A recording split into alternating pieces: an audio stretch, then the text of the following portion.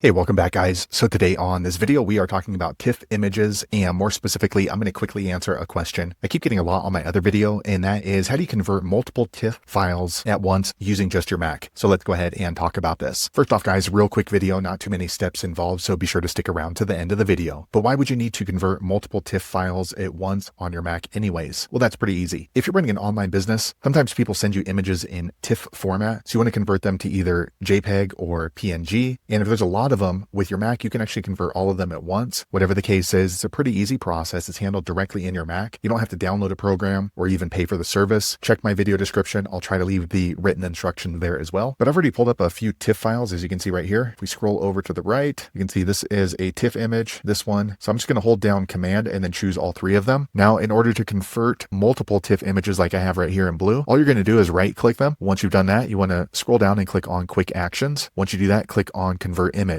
Once you do that, you can go ahead and choose what you want to convert it to, either JPEG, PNG, or HEIF. For me, I'm going to go ahead and use JPEG. You can also decrease the size of the images if you want. I'm going to leave it the same and then click on Convert to JPEG. All right, quick second later, you can see that we have 3 new JPEGs that popped up over here in this file, and here they are right here. So there you have it, guys. If you're looking to convert multiple TIFF files using just your Mac, that's the easiest way I know how to do it. If you know an easier way, be sure to leave a comment below. Let the rest of us know how you did it. Hopefully you found that video useful. If so, click thumbs up or maybe consider subscribing to my channel, and I hope to see you on the next video. Thanks again for watching.